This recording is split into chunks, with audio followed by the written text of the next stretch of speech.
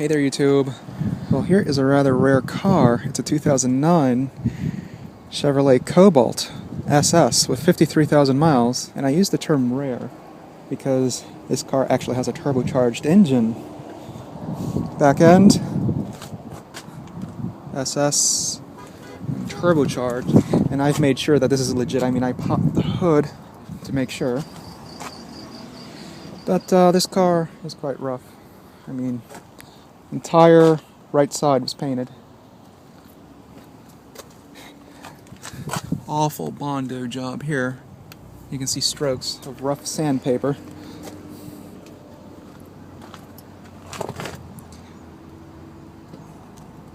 Which you can see on the calipers, Brembo brakes. Well, hopefully this car does have life. I didn't see that. Here's the interior. Very dirty. You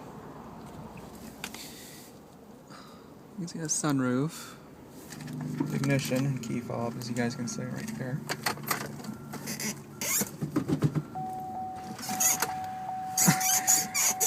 Look at that clutch. Sexy.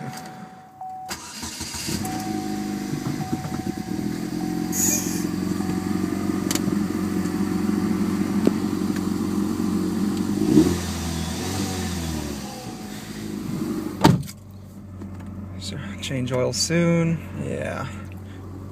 I don't recall doing a tour of a Cobalt, maybe in the past, over a year ago, but that was with my iPod Nano, so video quality was awful those days. Yeah, again, the SS Cobalt is quite rare, especially with the turbocharged engine. I think I've seen these with supercharged engines. More common on the coupe. The seats are actually quite comfortable. The backrest is nicely bolstered. You're just hugged into the seat. Bottom section feels quite narrow, but it's still quite supportive. Has these suede inserts here and vinyl inserts here on the edges. And you can see here manual adjustments. It does elevate the front section, the bottom section of the seat, but it really doesn't help too much with thigh support. Unless you have it all the way up like I do right now. It's actually not too bad, but I would have wished for the front section to tilt up a little bit more. That's just my preference. I have to have the seat just almost all the way back, but legroom is excellent actually. You guys can make out I'm 6'1" and I'm quite comfortable here. Just that the armrest has stopped short, but the B-pillar is recessed. It's not intrusive, so I mean you can make use of the armrest somewhat. Interior quality in these Cobalts was just downright awful. Entire dashboard is drainy, brittle, hollow plastic. The entire thing sounds hollow, as you guys can hear. Glove box, it is damped, but it just feels so cheap. You can even hear an echo.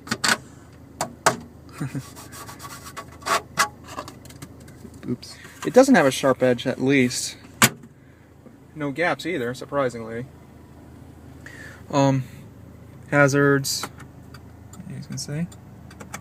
Radio in -CD has its aux right here and USB connectivity. Climate control, no dual zone or anything like that. Quite old school. Power outlets, cup holders, 5-speed manual. Everything down here is this rather brittle plastic. You can see it just clips off rather easily.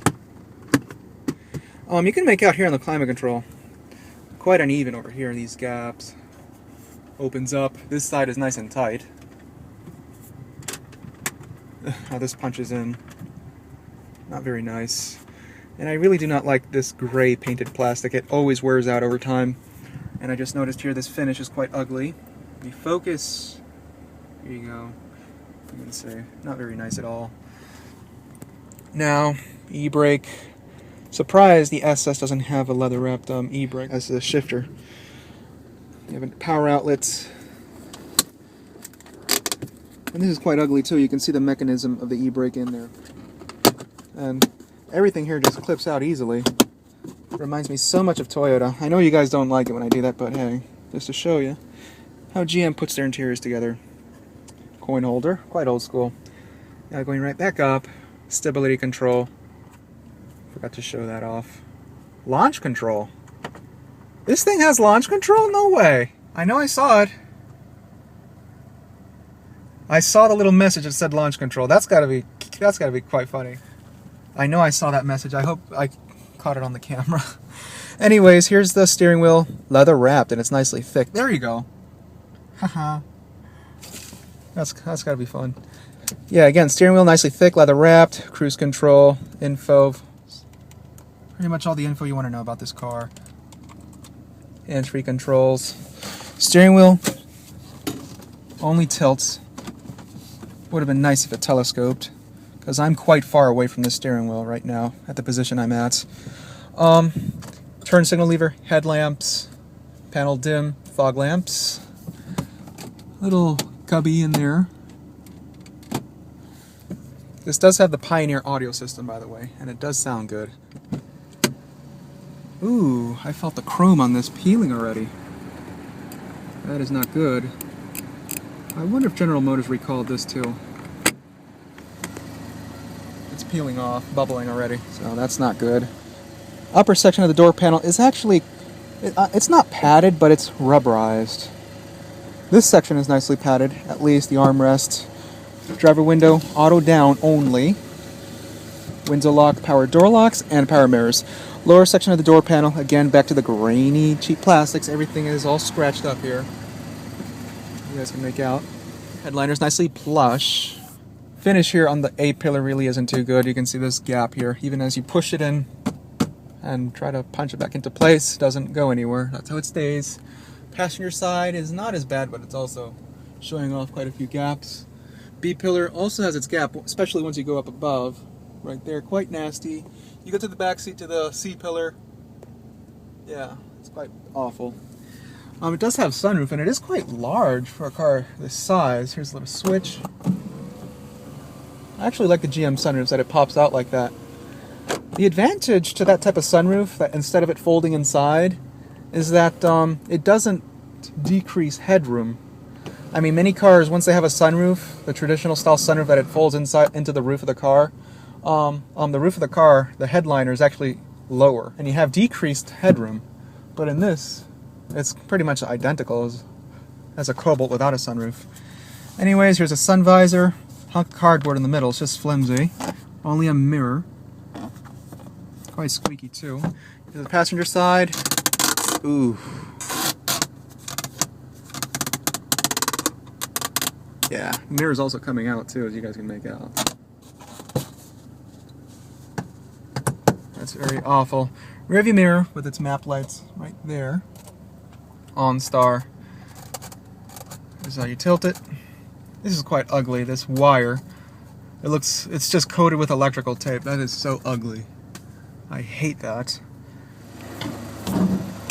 Hood's open.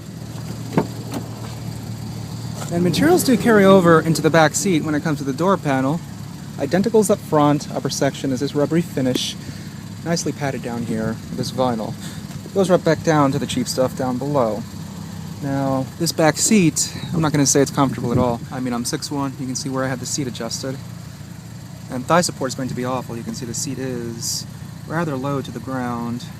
You guys can make out, so. No armrest either. This is 60/40 split seating. It's divided right there. And the dual cup holders, and obviously you can see they carried over the same touches up front, suede inserts here. That's about it for this back seat. I believe the seats do dislatch in the trunk, so we'll see that right now.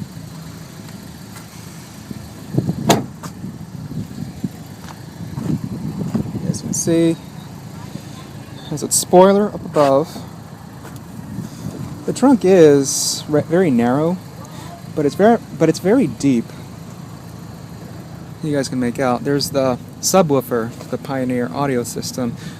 Looks like it's about 8 inches, maybe 10. I'm not too sure. Don't have a rule or anything. It's got to sound pretty good. There's a cargo net. It's not connected, obviously. And here are the knobs to tumble the seats. Pull on them, seats will tumble forward.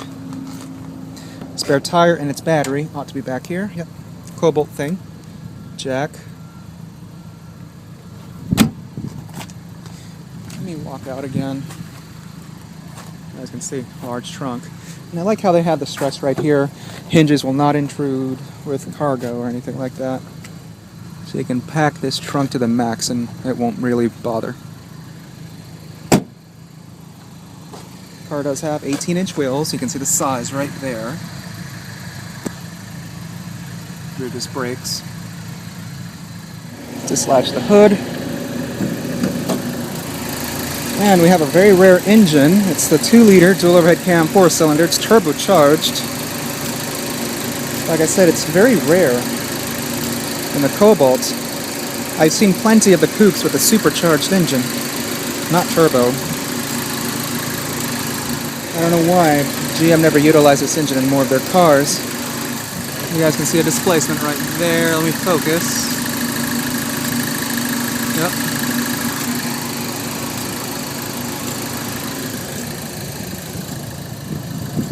Ugh. That was awful. Even the bumper shook with the grill when I closed that hood. It's awful.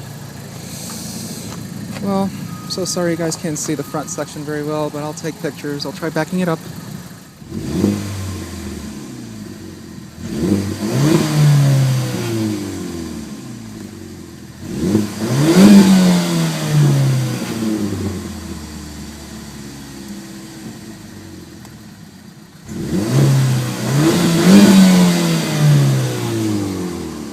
Boost.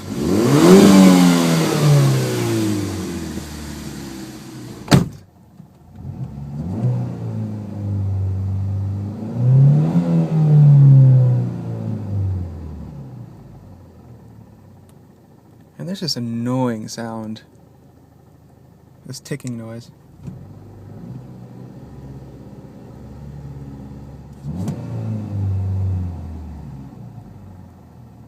But yeah, that noise is quite nasty.